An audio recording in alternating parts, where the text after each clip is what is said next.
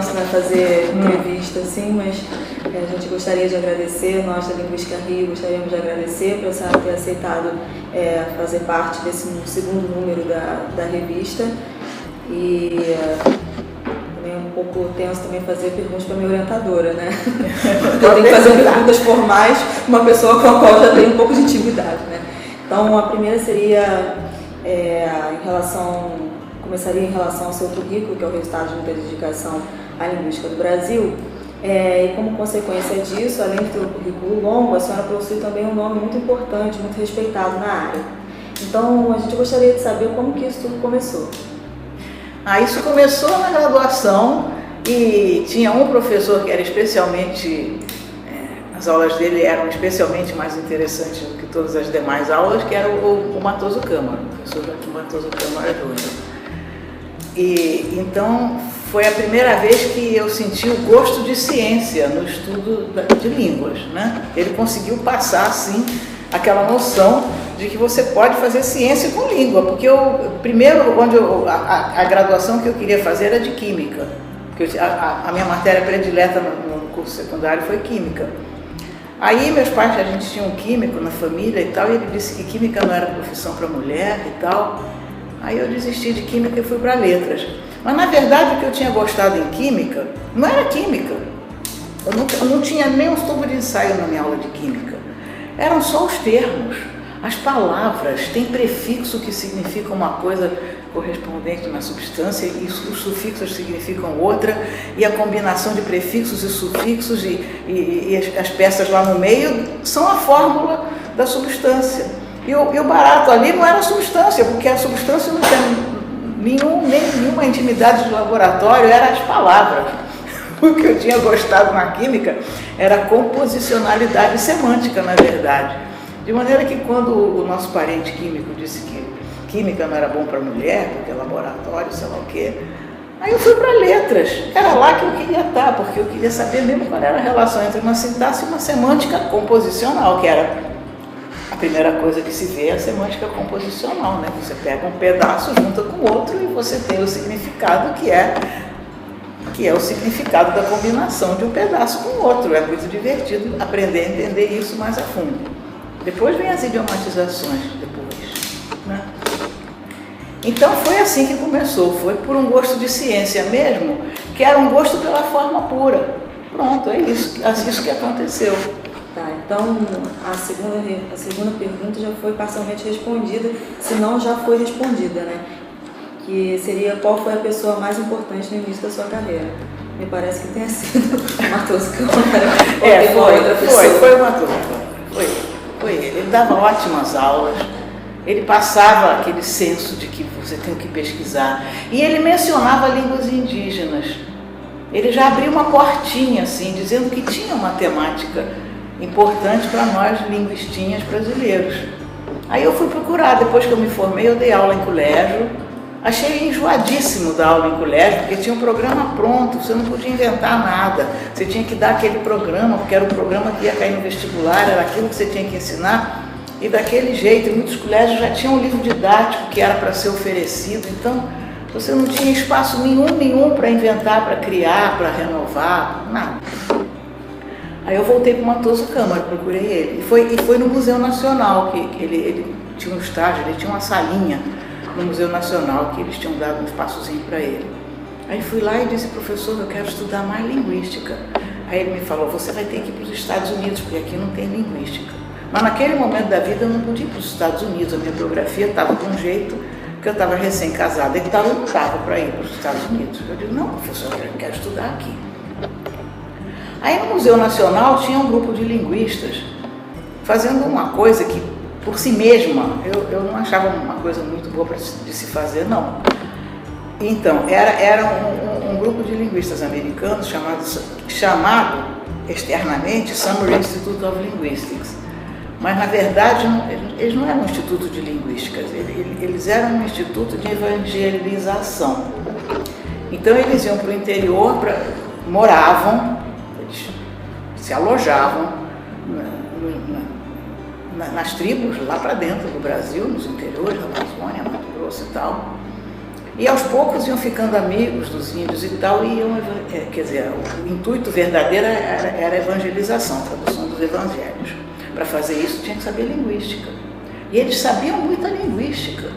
Eles realmente eram bons linguistas dentro do que se fazia em linguística naquela época, que foi anos 70, né? Eles eram muito avançados, a gente tinha muito o que aprender. Então tinha eu e a Ione no Museu Nacional, no setor de linguística do Departamento de Antropologia do Museu Nacional, eu e a Ione Leite. Aí então os linguistas do Summer Institute davam aula de fonética para a gente, fonética e fonologia. E era o que de melhor você podia ter naqueles anos. Depois vinha morfologia, a gente aprendia a segmentar morfema em línguas indígenas, aprendia a relação entre significado e forma. Era uma química também, era um estudo da composição de palavras e de estruturas sintáticas, era linguística. Então isso durou uns 5 anos.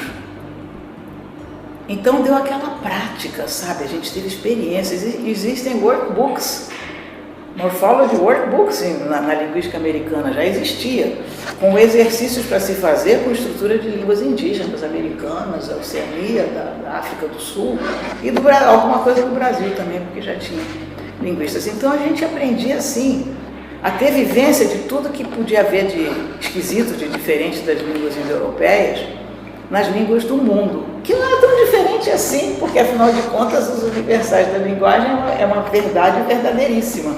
Você pega uma língua indígena assim do raio que parta da Oceania, da África, onde quer que seja, ou mesmo do interior do Brasil, é parecida.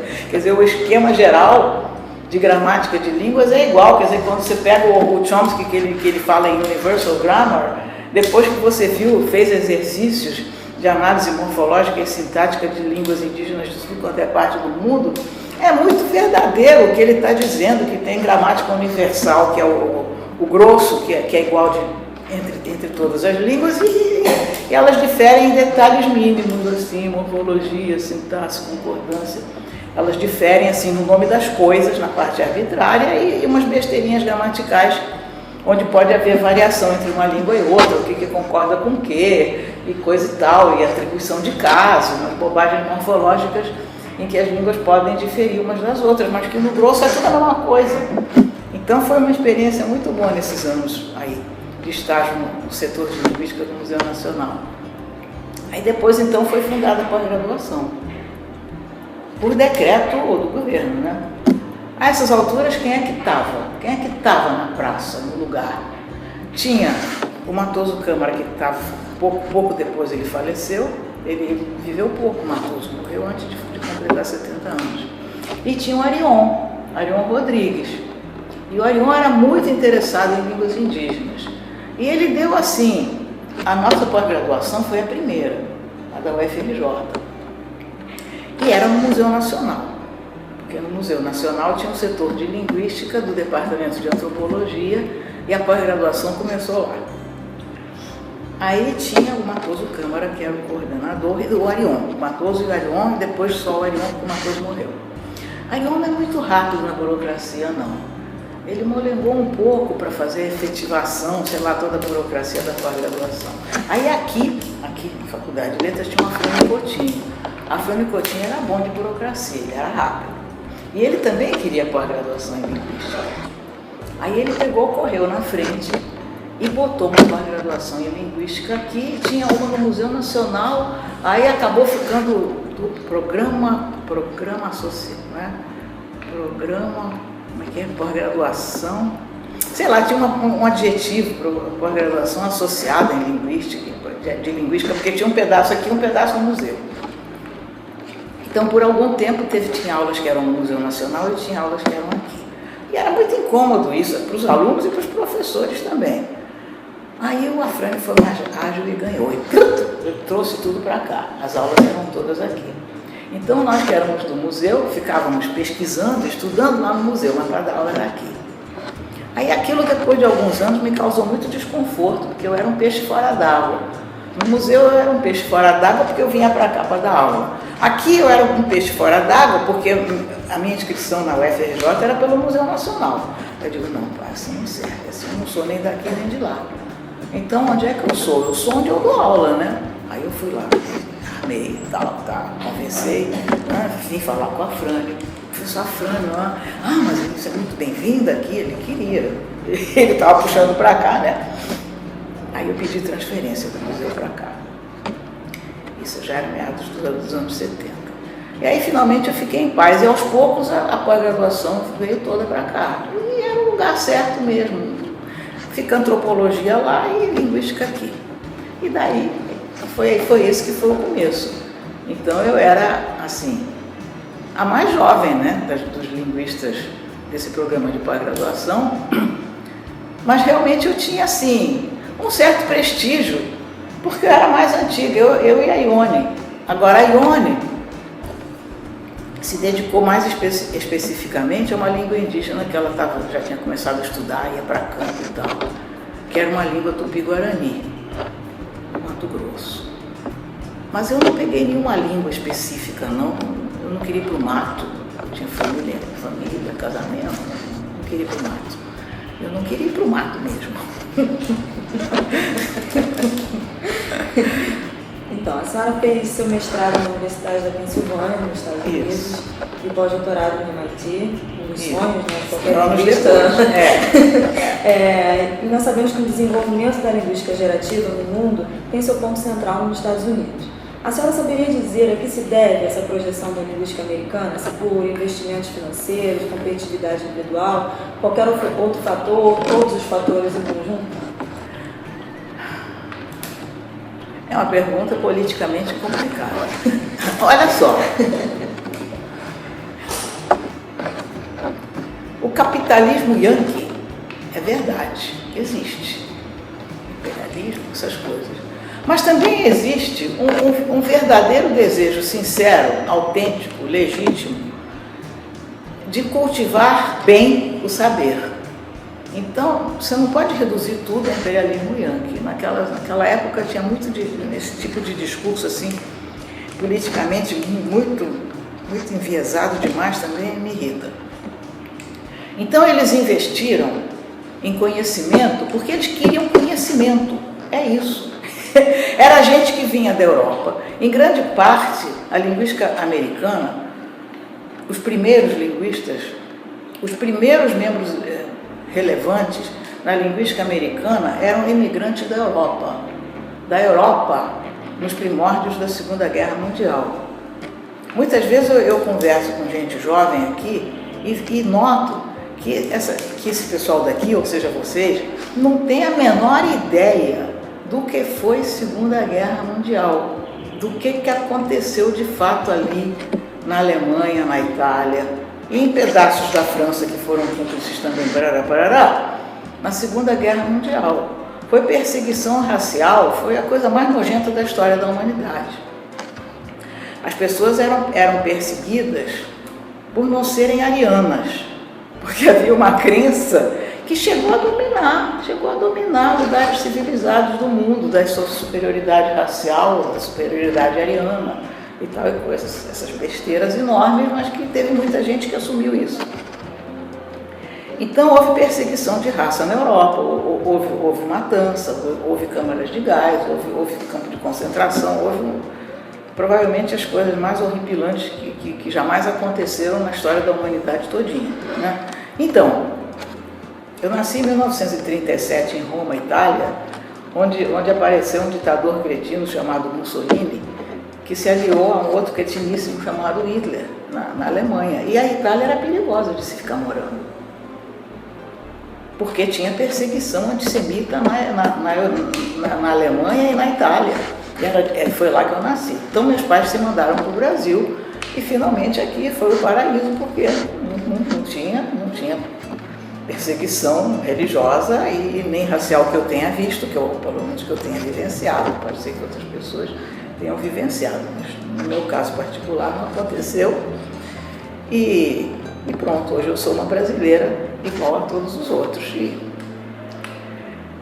o que você me perguntou? A que se deve a projeção da linguística nos Estados Unidos? Nos Estados Unidos se deve, pois é, se deve em grande parte à imigração em grande massa que teve que acontecer na Europa e nos Estados Unidos, de pessoas que tiveram que sair da Europa por motivos politicamente completamente errôneos, mas aconteceu. Então teve uma massa enorme de gente altamente qualificada que foi emigrada, né? Emigrou, mas foi emigrada dos Estados Unidos, da Europa para os Estados Unidos. E muitos deles eram intelectuais, eram pessoas de faculdade, de alto nível das universidades europeias. Então, aí esse pessoal deu força para as faculdades americanas, Nova York, Filadélfia. Acho que todas as regiões dos Estados Unidos se enriqueceram por causa de encontrarem lugar para esses refugiados altamente qualificados que vinham da Europa e vinham com muita garra, evidentemente, porque foram expulsos de lá. Então ainda chegaram, quando nos Estados Unidos eles foram acolhidos, deve ter sido com enorme entusiasmo que essa gente se lançou a um trabalho intensivo e deram uma vitalização enorme para a pesquisa americana em linguística. E foram os primeiros linguistas dessa leva de imigrantes. Como a senhora mesmo disse, a senhora contribuiu para a criação do primeiro programa de pós-graduação em linguística no Brasil, que foi o daqui da UFRJ. Então, como a senhora vê a linguística no Brasil antes e depois deste ponto? De lá para cá, o que a senhora acha que mudou? A gente se organizou, as pós-graduações ganharam um status para começar a oficialização dentro do sistema universitário brasileiro que não existia. Então se fundaram as pós-graduações com toda a parte jurídica necessária. A primeira foi a nossa mesmo, que começou no Museu Nacional, se chamava Programa Unificado de Pós-Graduação em Linguística. O adjetivo que me faltou antes era esse. Se chamou Programa Unificado de Pós-Graduação em Linguística. Unificado porque era um pedacinho no Museu Nacional e outro pedacinho aqui. Depois tirou o unificado e ficou unificado mesmo aqui. Aí eu pedi transferência de lá para cá, porque eu estava com um pé aqui, um pé lá, então eu tinha que vir para cá. E depois, aí o Arion Rodrigues recebeu uma oferta melhor, realmente foi uma oferta melhor, em Brasília. E foi para Brasília, então fundou de Brasília. Aí depois, algumas pessoas que tinham estudado aqui e lá em Brasília com ele, foram chamar, um pedaço da nossa pós-graduação recebeu uma oferta apetitosa da Unicamp. Então, um pedacinho do corpo docente da nossa pós-graduação daqui se mandou para a Unicamp e fundou a pós-graduação na Unicamp. E daí para frente, pouco a pouco, foram se formando as outras, Paraná, Rio Grande do Sul e tal. Mas então a ordem cronológica é assim: Rio de Janeiro, Brasília, Unicamp e depois eu não sei. Sucessivamente foram sendo criadas as demais pós-graduações a partir dos alunos que foram sendo formados em todos esses lugares. Isso tudo começou nos anos 70 e depois foram se multiplicando rapidamente de 80 para cá.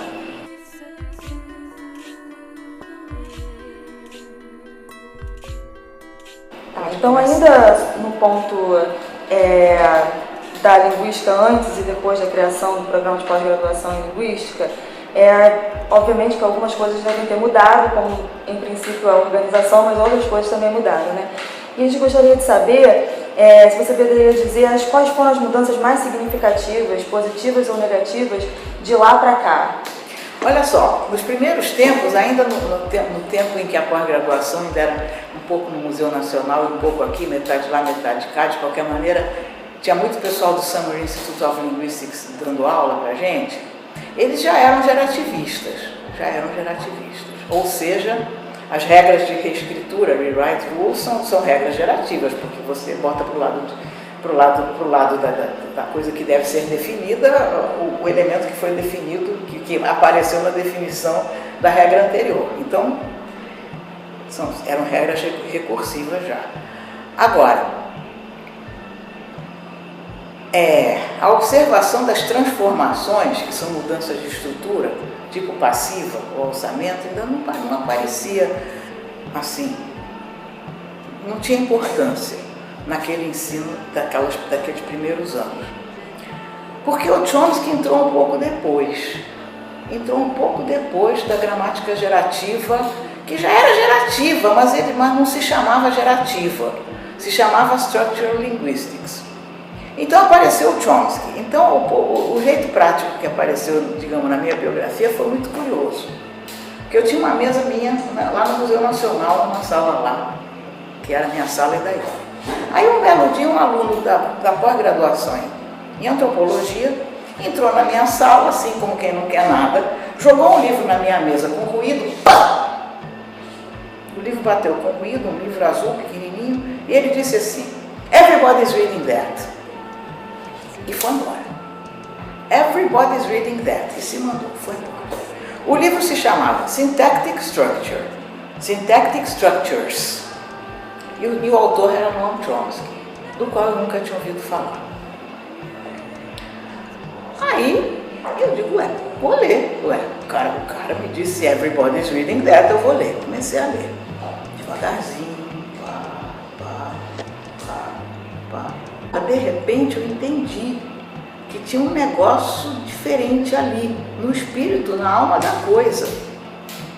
Que o camarada frisava a recursividade, mas frisava do ponto de vista filosófico, do ponto de vista da formação da mente humana, da estrutura da mente, que você pode criar um objeto que se recria continuamente porque você renova as combinações, a recursividade e a criatividade andavam juntas, e a criatividade era consequência da recursividade, quer dizer, ele deu uma explicação formal da capacidade criativa, da capacidade criativa da mente humana baseada na estrutura da sintaxe. Era um negócio incrível nas primeiras páginas do Syntactic Structure, que via quem sabia ver, porque você também podia ler aquilo sem entender. De fato, aí depois disso eu perguntei para o Matoso Câmara, um dia que eu tive a ocasião de falar com ele, porque às vezes ele não aparecia muito lá. "Professor, tal, Noam Chomsky, sei lá o quê." Ele disse, não lê não, isso aqui é um retorno, neoclassicismo é um retorno, é uma ideia superada, não precisa ler não. Mas eu não acreditei, eu digo, não, peraí, eu vi uma grandiosidade nesse texto, eu vou ler sim. E fui até o fim. E depois fiquei com apego, comecei a procurar mais e tal. E aí eu digo, não, peraí, aquilo abriu uma perspectiva diferente, era um horizonte, assim, um mundo mental diferente, gramática gerativa. Mas eu tenho que confessar que eu me orgulho muito desse momento meu. Porque primeiro eu acreditei no garoto que jogou o livro assim, pá, "Everybody's reading that", eu digo, então eu vou ler. E depois eu não acreditei no meu mestre. Eu não acreditei no meu mestre. Agora, por que o Matoso Câmara não deu bola? Ou não apreciou o Noam Chomsky? Realmente eu não sei, e nem quero falar muito disso não, porque dá paz à alma dele. Que descanse em paz, ele foi um bom professor. Aí eu comecei a ler gramática gerativa. Sozinhona. Essas alturas a Ione já estava mais preocupada com a língua indígena dela e tal, e ela estava entrando assim mais para o pessoal da antropologia do que da linguística, então ali eu estava sozinha mesmo. Aí eu digo, agora ou eu vou para os Estados Unidos ou eu morro. Eu senti que ali eu estava sozinha e que era ir ou morrer. Aí eu comecei a cavar e tal, inclusive convencer meu marido que nós tínhamos que viajar, porque essas alturas eles também já podiam viajar, né? Já tinha uma basezinha assim de prestígio acadêmico, vamos embora, arejar nossas cabeças. Aí foi uma luta burocrática, eu tive que cavar bolsa e tal, mas tinha uma bolsa de Ford Foundation que dava, enfim, um caminho de bolsa que eu consegui descobrir, estava por ali mesmo. E o Alfredo também conseguiu uma bolsa e fomos. Aí eu fui para Filadélfia, onde tinha o Zelig Harris, que era amigo do Noam Chomsky, mas era amigo, não era o Noam Chomsky ainda, mas eles eram amigos, assim. Pelo contrário, o Chomsky era discípulo do Zelig Harris. Aí eu fui, aí pronto, aí eu comecei a sentir o gosto de gramática gerativa. Aí aquilo te dá coragem, entendeu? Porque tem um momento que você não pode ficar sozinha no mundo. Aí eu fiz um ano lá, depois voltei, fiz mestrado. E aí depois eu já tinha aberto o meu caminho, que depois a um certo ponto você adquire uma autonomia. Você já consegue saber qual é a bibliografia que você quer, você assina a revista Language e depois assina a Linguistic Inquiry, aí você está no meio, aí depois outra vez eu viajei de novo para poder conhecer o famoso Noam Chomsky, que essas alturas ele já estava famoso, aí eu queria ver. Aí eu de novo comecei a cavar de novo para me esforçar e tal. Aí dei um jeito de novo de ir para os Estados Unidos, passar um ano lá e tal, e ver o Chomsky na cara e fazer o curso dele e tal. Aí você entra naquele circuito físico, mental, de amizades e de encaminhamento de leitura e pronto. Aí eu já estava mais segura na minha orientação teórica, né? É importantíssimo isso. Você tem que ter fé no que você está dizendo. Você não pode acreditar que você está dizendo uma besteira qualquer, que podia estar dizendo aquilo ou aquilo outro. Não, você tem que ter realmente uma convicção sincera de que o que você está dizendo é valioso, né? E a gramática gerativa é valiosa, porque, inclusive, pelo fato de que todas as línguas compartilham essa propriedade gerativa, todas as línguas do mundo, africanas, indianas, indígenas, brasileiras, whatever. O que também era um fato muito importante para mim, na minha vida individual, filosófico individual. Por quê? Porque o nazismo foi uma coisa muito presente na minha biografia. Estava na Europa quando eu nasci. Né? E no nazismo eles acreditavam que existia uma raça superior às outras. Então, a raça superior às outras deveria ter as criações culturais e linguísticas deles deviam ser superiores, né? Só que tem que é mentira isso, não é superior coisa nenhuma. Quer dizer, a língua indígena mais no interior do Mato Grosso, da Amazônia, se você for estudar ela com cuidado, as propriedades sintático-semânticas delas são perfeitamente semelhantes às da mais civilizadíssima língua indo-europeia, ou seja, tem recursividade, tem concordâncias, tem marcação de caso, tem todas as coisas que existem, recursividade, concordância, marcação de caso, todas as línguas do mundo têm. Então, onde é que está a superioridade da raça superior? Não existe, entendeu? Então, aquilo era uma espécie... a linguística, para mim, a um certo ponto, serviu ideologicamente como uma tremenda, maravilhosa vingança sobre aquele besterol que reinou na Europa nos anos 30, dos anos 30 e 33, que foi quando o nazismo pegou na Alemanha, né?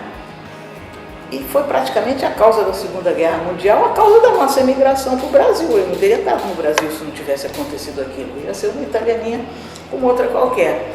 Eu sem orientadora. Não, mas aí eu... Quer dizer, isso aconteceu. Aconteceu o que aconteceu. Enfim, a igualdade de todas as línguas humanas, quando você vai olhar a sintaxe de tudo quanto é língua indígena, é a mesma. Foi realmente assim uma revanche com aquele nazismo que tinha dado assim, uma pincelada muito importante e trágica, né, nos anos em que eu era criancinha, né? Então, que superioridade, coisa nenhuma, é tudo igual, é tudo, no fundo, do ponto de vista da sintaxe, da semântica das línguas, é tudo igual, não tem superioridade nenhuma. Os moreninhos e amarelinhos falam línguas que têm exatamente a mesma estrutura assim, de gramática universal, concordâncias e marcação de caso, né? Que os que se acreditam de raça superior. Então aquilo serviu como uma vingança ideológica muito importante para mim. Eu gostei de linguística, inclusive, num certo sentido, até porque era uma destruição completa de todo aquele mito da superioridade das raças europeias, das culturas europeias, dentro do qual eu nasci. Na época do meu nascimento foi isso. A Europa estava inundada de preconceito racial. A senhora percebe, principalmente no nível de pós-graduação, uma pressão maior no que diz respeito à performance do pesquisador? Percebe uma exigência por publicação em periódicos de qualificação alta na CAPES, tipo revistas A1, por exemplo? Tem acontecido sim. Nos últimos anos a gente nota que vem uma pressão de cima, né, dessas entidades e tal, pela produtividade contada aritmeticamente. É uma coisa que incomoda um pouco, porque assusta. Você tem que, às vezes soltar, produzir alguma coisa só para produzir, não é porque fazendo aquilo você esteja realmente revelando, sei lá, alguma coisa que te parece muito importante e realmente interessante. Você tem que tomar conta com ter produção acadêmica que dê uma contagem numérica, estatística e tal. Eu acho meio incômodo isso, sim. E possivelmente, não sei, por um lado estimula a produção acadêmica, mas por outro lado apressa, sim, dá uma pressão, ela apressa e você acaba produzindo umas coisas que poderiam esperar mais um pouquinho para sair mais maduramente quando estivessem realmente prontas, né? Mas enfim, são as coisas da vida que tem que favorecer a produtividade e às vezes pode prejudicar a qualidade. É um fato, incômodo isso, mas depende. Qual é o ou a linguista que mais te influenciou ao longo desses anos em linguística e por quê? Eu tinha colocado aqui que não vale o Noam Chomsky, mas era só uma brincadeira, pode valer. Não, pois é, não pode não valer Noam Chomsky, não pode. Porque justamente tudo começou quando o americaninho lá que era um antropólogo do Museu Nacional tirou o livro azul na minha mão. Everybody's reading that. Aí eu digo, opa, vou ler. E eu senti a grandeza do Syntactic Structures. E aí, porra, eu digo, é por aí que vai. A coisa vai por aqui, é por aqui que tem que ir. Então, o nome, porque naquela época ele não tinha renome. O Syntactic Structures é de 1967, eu li já em 70, 71 talvez, sei lá. Mas ele não tinha renome. Então o nome naquela época era Chomsky, não era todo mundo que reconhecia. Inclusive, muitos anos depois, do Chomsky já está por aí, já está com prestígio montado. No ambiente linguístico assim, tipo normal assim, aqui no acadêmico, aqui na faculdade de letras, ninguém tinha ouvido falar nele. Não ter nunca ouvido falar nele era muito comum. A gente chegava para pessoas da área de linguística, você já ouviu falar em Noam Chomsky? Noam Chomsky não, nunca ouvi falar. É isso mesmo, aconteceu durante muitos anos assim, ninguém tinha ouvido falar. Então você não pode me falar que eu não posso dizer que foi Noam Chomsky. Porque não era assim, sabe, o ponto pacífico. Noam Chomsky não vale porque todo mundo sabe. Não é verdade. Não é verdade que todo mundo sabe. Todo mundo não sabia e quando nas primeiras vezes que fez as leituras, não quis fazer, porque Chomsky não é fácil de ler. Ele é pesado, ele é denso. Você às vezes tem que ler 3 vezes para entender o que ele está dizendo. E depois depois de ler 3 vezes, você tem que entender qual é a importância daquele todo, daquela coisa toda, daquela contribuição toda, porque ele dá uma contribuição para o conhecimento do ser humano mesmo, né? A capacidade criativa tem a ver com a capacidade criativa da gramática ou vice-versa. Inclusive tem um cara hoje em dia que está tentando juntar as duas criatividades. Se não me falha a memória, ele se chama Rinzen, a criatividade da criatividade linguística que está juntando as duas. Mas então, quando você lê a capacidade criativa da gramática, você tem que dar importância a isso, né? Mas aí isso dá uma certa preguiça, porque a recursividade da regra, o resultado vai ser definido de novo, a coisa definida entra na definição, enfim, na forma. Né? Porque você diz, o que é uma sentença? Uma sentença é um negócio que tem um troço qualquer e uma sentença dentro. Então você tem uma sentença que é definida como tendo uma sentença dentro. É complicado. Você define uma coisa usando o termo que está sendo definido na definição. Isso aqui é recursividade, é uma noção complicada. Mas quer dizer, não é verdade que não vale considerar Noam Chomsky, porque ele custou a ser aceito, não foi assim unânime a aceitação. Logo que apareceu publicado, todo mundo viu, caramba, aqui tem uma ideia importante, irrecusável, você tem que tomar conta da recursividade. Uma sentença é formada de sentenças, e você começa tudo de novo, e isso é que é a propriedade gerativa, é sensacional. Você entender isso é sensacional, muda tudo, porque inclusive a rapidez com que as crianças aprendem, que foi uma ideia que o Chomsky jogou assim, dentro do discurso inaugural, né? Ele disse, peraí, veja bem, Isso daí é fácil de aprender para as crianças. Quer dizer, a facilidade de aquisição, a naturalidade com que uma criancinha aprende a formar sentenças complexas. Você não precisa ensinar, ele não tem problema. Com 2 anos e meio, assim que começa a falar, eu quero que você compre um sorvete para mim. Mãe, eu quero que você me dê... Eu quero que você compre essa boneca para mim. Eu me lembro que a Marina, minha filha, ela era bebê, mas eu já sabia ver isso. Ela era bebê, ainda nem pronunciava direito. Mamãe, eu quero que você compre essa boneca para mim. Assim, gaguejando 1 ano, não tinha completado 1 ano, já queria que eu comprasse a boneca, não sei o que lá para ela. Assim, com a sentença, mamãe, eu quero que você compre essa boneca para mim. Eu digo, aí, já está subordinando uma frase dentro da outra, ainda não completou 2 anos. Então você tem que ter a capacidade de se maravilhar com a capacidade das crianças de dizer, eu quero que você compre essa boneca para mim. Olha, a recursividade, tinha 1 ano e 10 meses, fez a recursividade. E concordância também é incrível, porque concordância você bota um S lá embaixo, por causa de um plural que está aqui na frente, você bota um adjetivo, né? Você bota o adjetivo concordando com o sujeito, e o sujeito está aqui, e o S do adjetivo está lá embaixo, quer dizer, relações entre coisas descontínuas. Você tem que se maravilhar com a capacidade de aquisição da linguagem, não é assim, é assim porque tinha que ser. Sim, é assim porque tinha que ser, mas é porque a mente humana tem uma capacidade instintiva de computar uma concordância, que é uma concordância de número entre dados descontínuos. Então, só é concordância porque você enxerga a concordância. Certamente o cachorrinho dela não enxerga a concordância. Não é?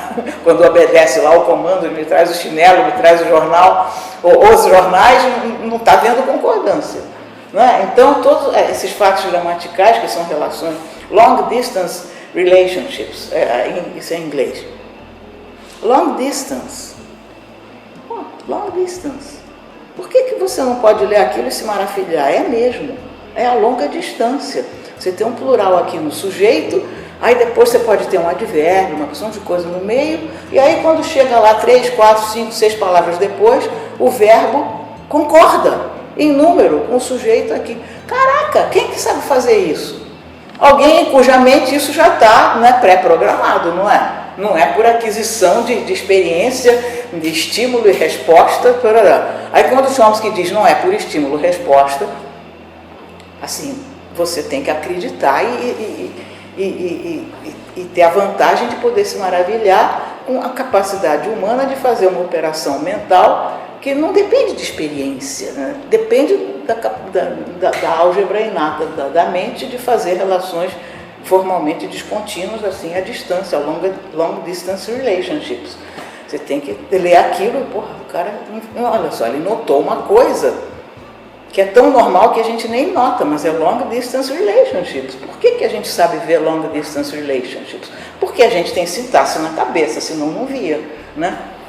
Então o Chomsky não é que... não fala em Chomsky. Não, foi ele que chamou a atenção para umas coisas que seriam banais, mas não tem nada de banais. Então ele desbanalizou coisas aparentemente banais, mas que na verdade ninguém tinha nem enxergado. Então, a senhora foi responsável pela formação de boa parte do nosso corpo docente aqui do UFRJ e orientou muitos deles na pós. Qual o seu conselho, considerando a sua trajetória e mesmo de seus alunos, aos seus alunos e orientandos que pretendem investir na carreira de pesquisador em linguística no Brasil? É o meu conselho? Estudem muito. Não, peraí, não é só estudem muito, não. Não é estudem muito, não. É isso e outra coisa. Olha só.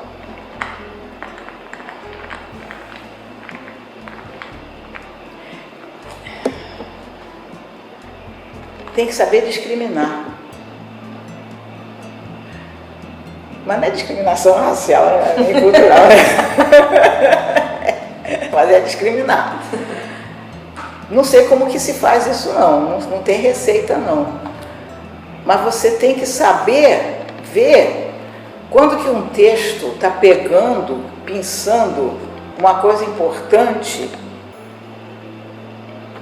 E quando que ele está dissertando e perdendo tempo e gastando tua energia mental em cima de uma descrição de coisa que